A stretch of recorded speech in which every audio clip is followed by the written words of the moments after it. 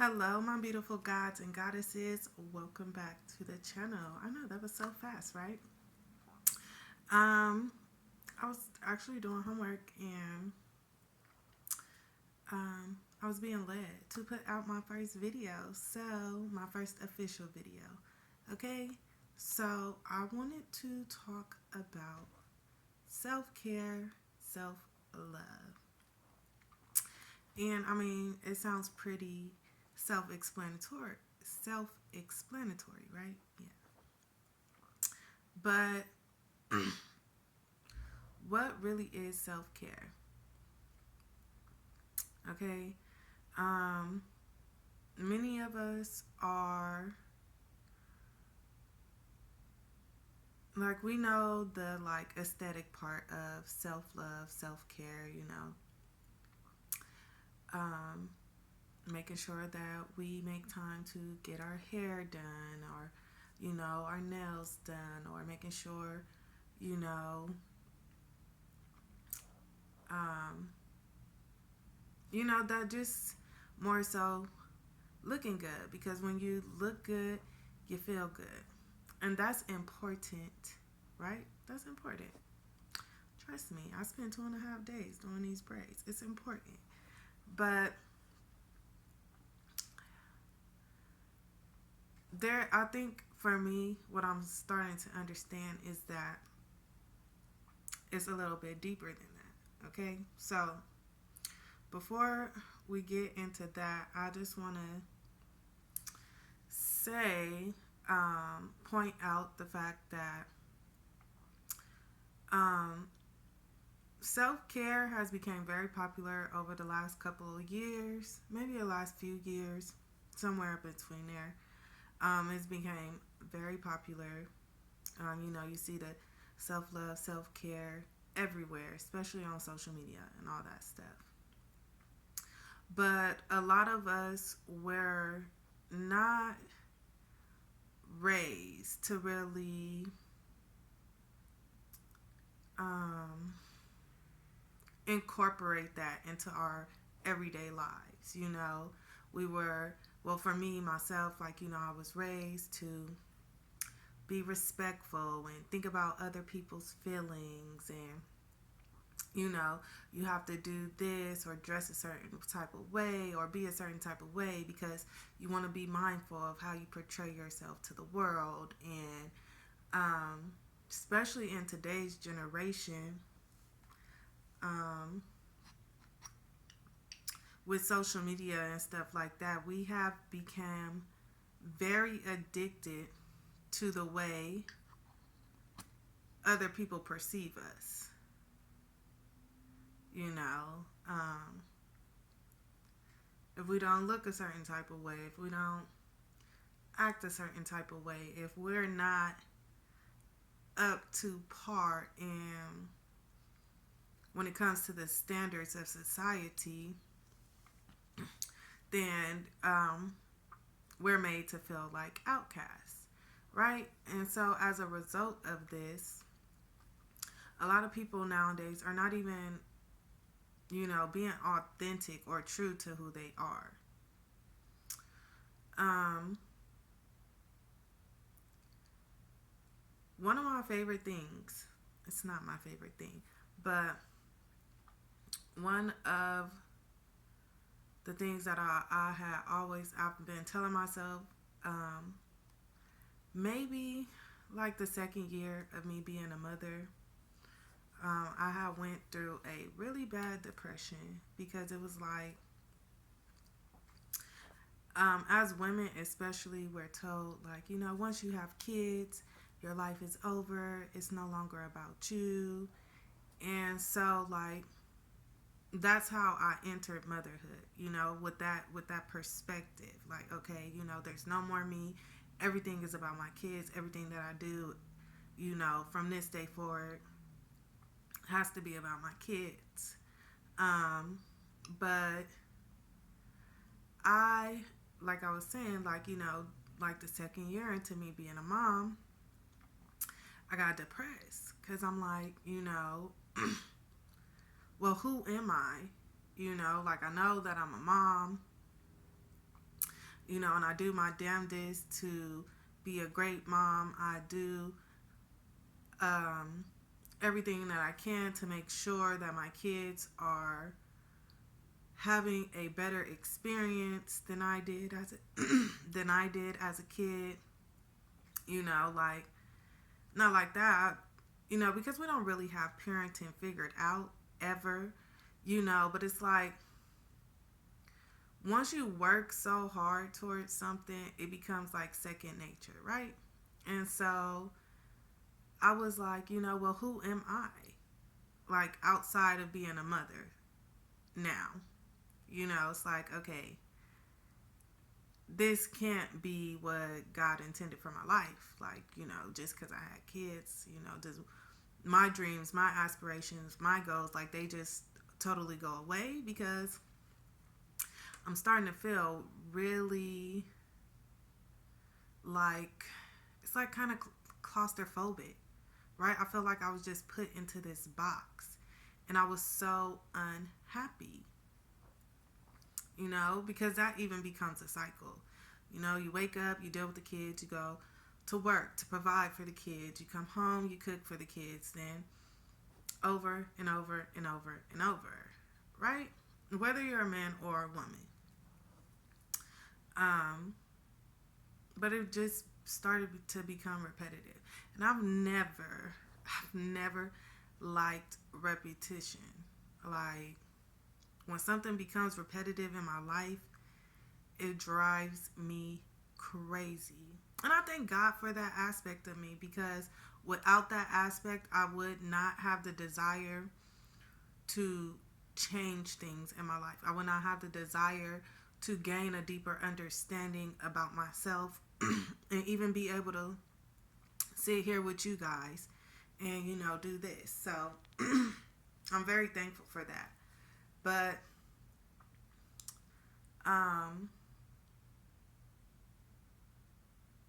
what was I? But yeah, so self-care. Like I said, a lot of us don't grow up with this being something that we incorporate into our everyday lives, but there comes a point to where we have to understand that we can't give what we don't got, right? So, like, being a parent, being a spouse, whether it's just a relationship, a marriage, being an employee, being a sister, a brother, whatever it is,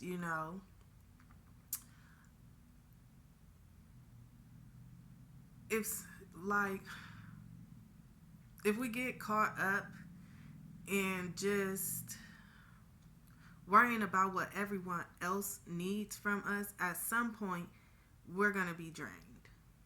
We're going to become unfulfilled, and we are not going to have nothing to give to nobody because we're not stopping to take the time to refuel ourselves, right? So that's why I said, like, yes, looking good is definitely important, because when you look good, you feel good. But again, like, I want to take it deeper, because, we're here to heal, and doing things like that is good to get into the practice of it, but that could become just a band-aid too. You're like, okay, oh, I went and I got my nails done, right? But right after that, you're still going back into what I would say is people pleasing, honestly. And you're letting yourself become drained again. So I think that the best self-care, self-love that we can give ourselves, especially in the beginning of your spiritual journey, your spiritual healing, is stillness. And why do you say that? Well, because Within that stillness is when you are actually able to gain an understanding of yourself, right? Um, you can actually start to see like what situations you're over giving to, what situations you don't need to give to anymore, what situations are draining you, what situations are helping to refuel you, um, and things of that sort. Um, One thing that we learned in holistic health class is that when you practice stillness, you then in that stillness is when you're able to gain knowledge, right? What I just said, the knowing. Okay, that's when your intuition is heightened. And again, that's when you can start to decipher for yourself what things, people, places, certain situations, 11:11 on the clock, hey, make a wish, um, are just no longer serving you. Okay, and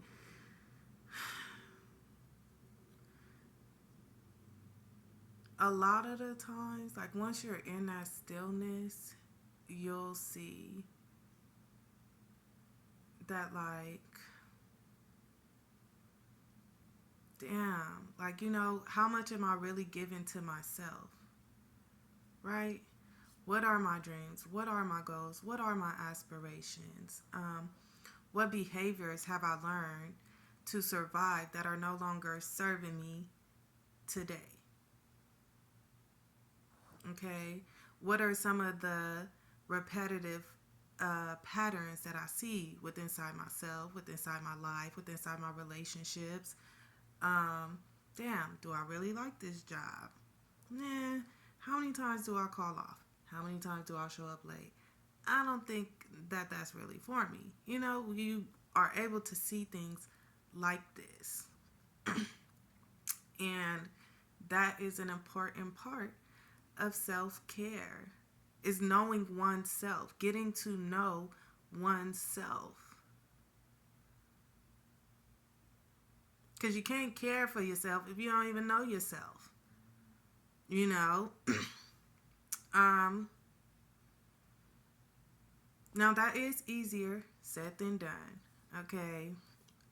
When my first year in college, I went to go see the counselor.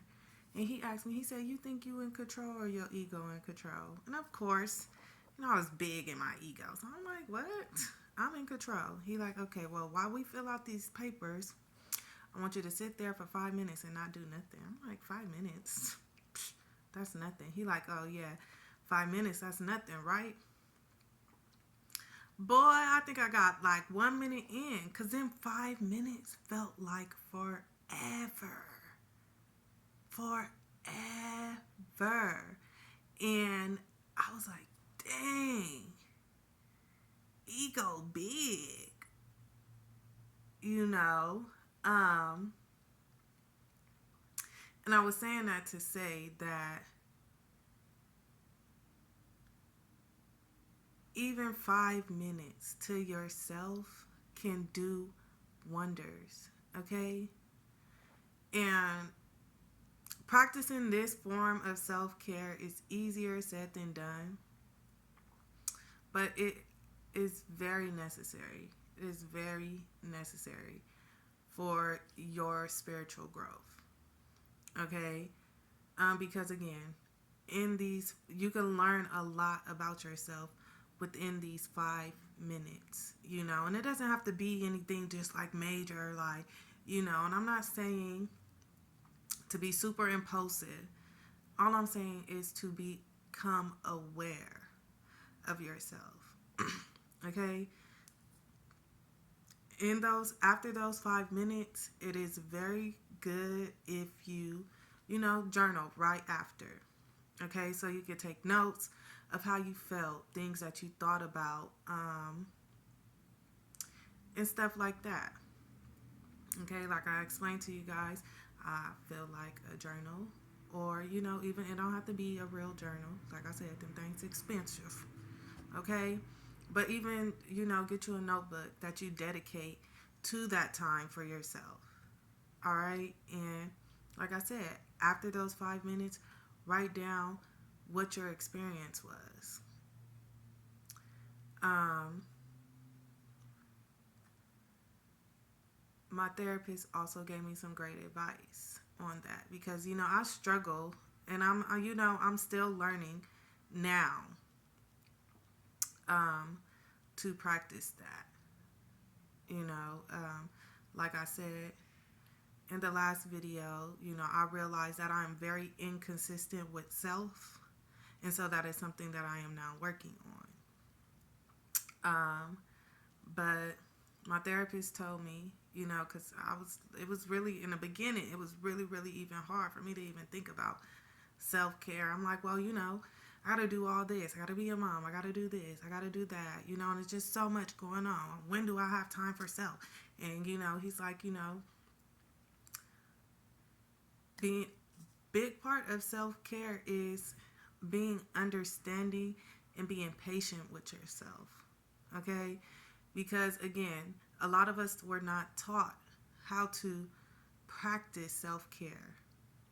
And so you're learning. We're all learning, right? And just like anything else that you learn, it's going to take practice in order for you to master that. So be patient with yourself. If you can't do 5 minutes, that's fine. Do 2 minutes. I ain't going to tell you, no, 1 minute is not enough. Okay? And once you get down to being able to do, 5 minutes to yourself, we'll work on increasing it. Some days, you want to get to the point to where it's like, you can do at least 30 minutes to yourself. So that means a time that ain't nobody gonna bother you, whether it's, your lunch break. I know we only get 30-minute lunch breaks, but 5 minutes in your car, just quiet. Or, if you at home while your kids asleep, right after you put them down, before you click that TV on or start scrolling through Instagram, 5 minutes, before you go to bed. After you watch your shows or whatever, that would probably be really good too, because then you allow your body to get in a more restful state. But we'll get to that later. Just 5 minutes whenever you can, and put that phone on do not disturb. Yeah, because let me tell you something. When you start trying to dedicate time for yourself, ooh, my kids do that all the time. When I be like, and see, this is what I'm saying, when they away. Okay, because anytime I be like, oh, I'm gonna get me some me time. That's when the kids want to wake up in the middle of the night. That's when the phone want to start ringing. People you ain't heard from want to call. Your favorite TV show come on, and it got all the episodes, so you want to binge watch. Yes. Okay. 5 minutes. That's it. And don't forget to journal afterwards. All right. If you guys like this video, hit that like button and subscribe. Turn on your post bell notifications, and remember to check the community board, because I will be posting stuff there. Okay, so we can engage with each other. Again, I am restarting my channel. I'm not sure if YouTube updated their little thing, but there will be a point where I will be coming on here and doing lives, because again, I want to know if you guys, I ain't your teacher, nothing. I ain't your mama. I ain't gonna scold you, but I just want to know, like, if you journaled, how did that go for you? Because I'm definitely willing to share my experiences with you guys, and I would also like to know more about things that you guys have questions on, and maybe I could help. All right, we're in this together. I love you guys so much. And I will see you on. Oh, wait. Another thing that I wanted to get into too before we go. Okay. Or you know what? Okay. Well, let me just say this. On the next one, um, I will get into a little bit more of other like self care rituals that you guys can do. Now, don't be scared because I said rituals, okay? I ain't talking about going up in there and calling on the unknown, okay? I do, work with my ancestors. I do work with the Most High God and stuff like that, but that's not for everybody. It is a good practice though. But a ritual is just something that you do routinely. Okay, so like, say like every Saturday, you have your self care ritual. You're like, okay, I'm gonna clean up my house. I'm gonna take me a bath. I'm gonna do me a facial. I'm gonna go get my hair and nails done. Just a dedic, and it's the intent as well. It's why I didn't say routine, because rituals, again, are just basically routines, but they're done with an intention. Okay? Like for me, my self-care ritual would usually be Mondays. Okay? Is after the weekends, my kids go back to school. I have time to reset. I have time to, clean up my house. Time to, wash the clothes if need be. I'm going to start taking time to, do me a spiritual cleansing bath and things of that sort. But again, we'll get more into that on the next video. So again, I thank you guys so much for being here with me, and I'll catch you on the next one.